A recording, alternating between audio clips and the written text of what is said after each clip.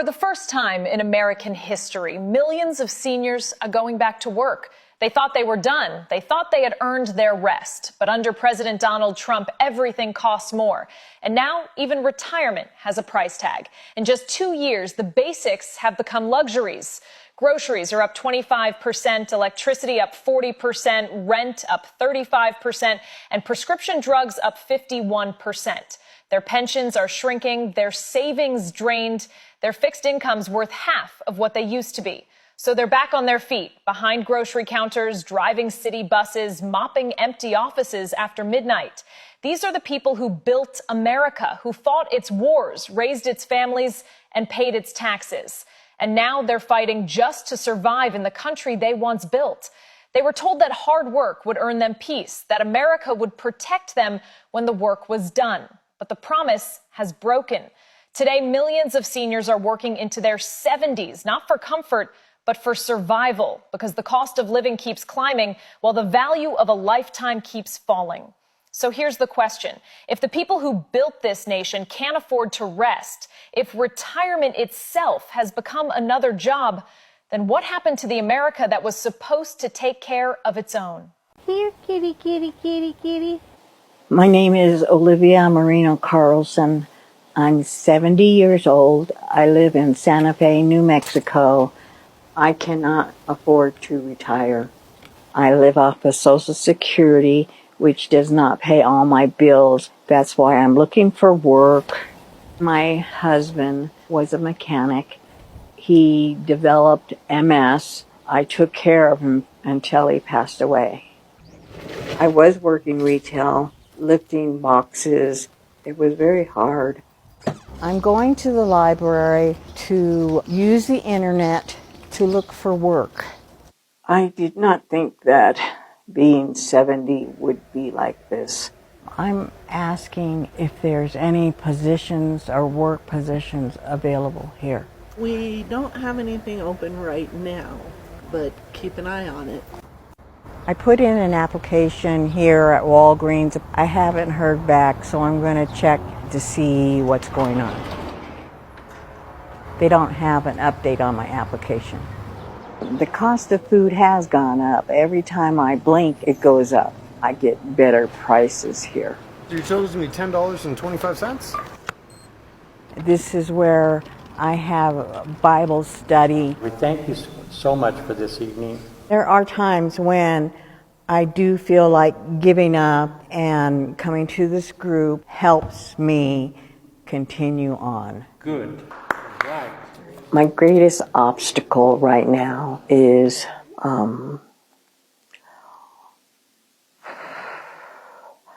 being able to support myself.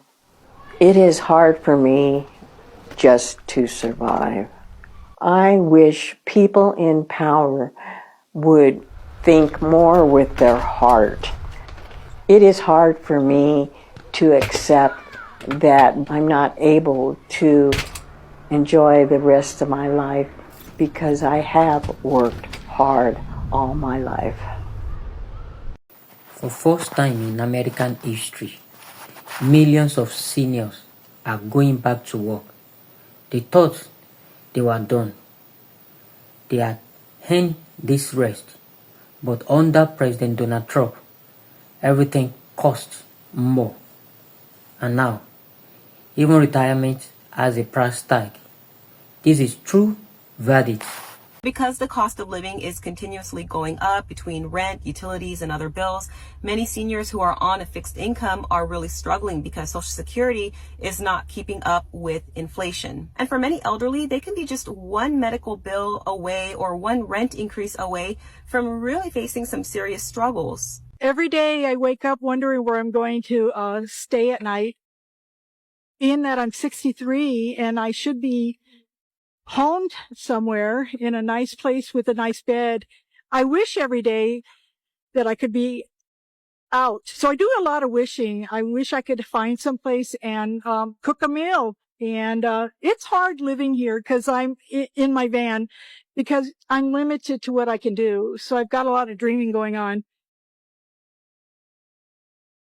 This is my house, and my bed and my storage underneath, my ice chest, my clothing. My bucket is, just a 5-gallon. You have your plastic bags. You have a toilet seat, which I got at Walmart, and it is a toilet seat, a plastic. It works just fine. Not a lot of room. You get used to it, though, when you have to. You make it your own. It's hard to decide what you're going to do every day because you're spending a long time every day waiting in your car to live your life because there's not a lot to do. It can happen to anyone. It happened to me, and I never thought it would happen to me. As long as it takes, I'll make it work because I need a place to live. So I will make it work. Live one day at a time, and you hope that things get better for you. So wages haven't gone up, but the rent has gone up. I read a big article today about Florida. Florida has gone up 40% to 50% in 5 years on the rent. It's forcing people to be homeless. A lot of people are living on the streets because they can't afford an apartment. This is my tent. There's my little deferring ditch. There's my kitchen. Yes, I am out in the woods. But here's a little secret. I got plenty of privacy. But if you will look right there, there is a road. You can't get to it by vehicle from here because I kind of... This is certainly not part of Larry Gessick's retirement plan. The 77-year-old electrician by trade leaves at 5:30 a.m. and heads for his part-time job unloading trailers at a local supermarket in St. Petersburg, Florida for $14.75 an hour. His wife, Joyce, 66, prepares for her workday, making $14 an hour as a full-time legal administrator. It's not really a retirement. What is it? It's working every day.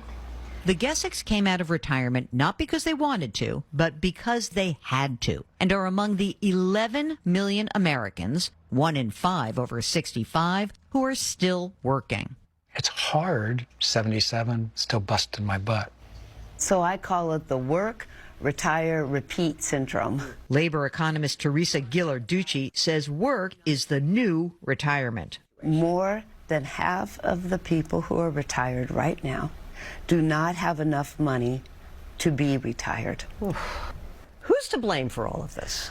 I blame policymakers who experimented with our retirement system 40 years ago, and they are not saying the experiment failed. That experiment is what we know today as the 401k, named after part of a 1978 law that offered companies an alternative to the traditional pension plan. The thought was that Americans just need a little bit of financial literacy and they can just save on their own.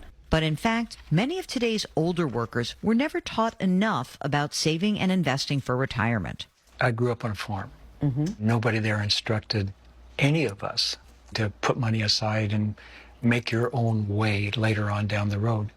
Whether you're past 65 like the Gessicks or almost their ages, there are a few rules of the road to keep in mind. Basically, everyone needs a plan.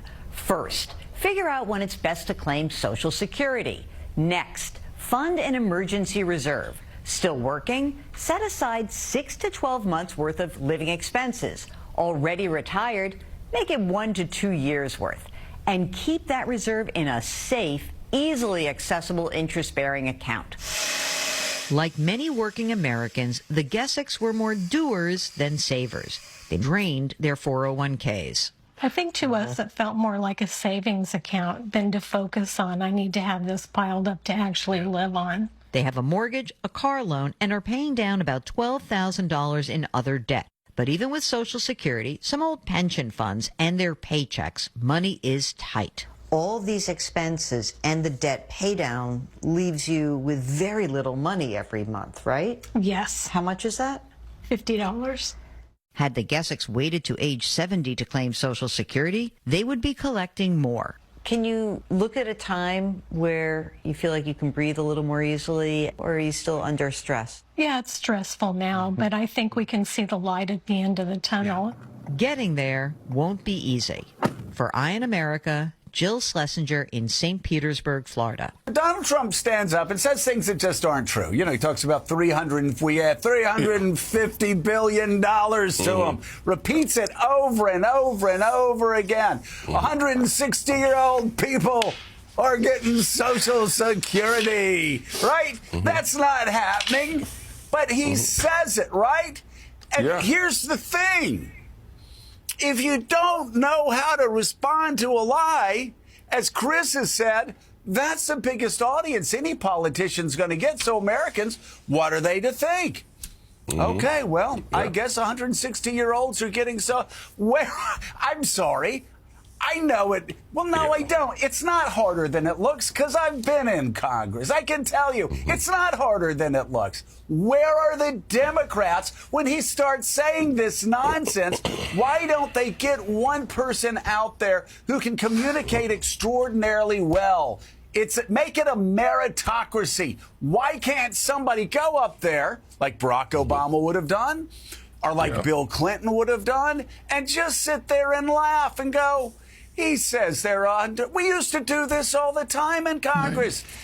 Bill Clinton says this. Look, and you hold up a sheet. No, that's a lie. That's a lie. That's a lie. Why can't Democrats do this? Mr. President, American seniors are not asking for handouts. They are asking for dignity. They gave their best year to this country. They built its road, fought its war, and carried its future on their backs. Yet today, they choose between rent and medicine, food and electricity. This is not the American they dreamt of. This is not the America they built. Mr. President, leadership is not about applause. It's about compassion. It's about protecting those who protect the nation first. When our elders return to work just to survive, it is not a sign of resilience. It is a sign of a broken promise. America must restore the value of its lifetime work, reform social security, protect pensions, lower prescription drug costs, make retirement affordable again, because rest should not be a privilege for the rich, but a right for every American who has earned it. To the people of America, stand with your seniors. Speak up for your parents, your grandparents, your neighbors, who should be resting, not to be clocking in. Because one day their fight will be yours too. To American government, remember, a nation that forgets its elders has already forgotten its value. This has been a true Verdict production. Credit to all the powerful video stitches that help tell this story. If you believe our seniors deserve better, don't stay silent. Hit that subscribe, like, and share button.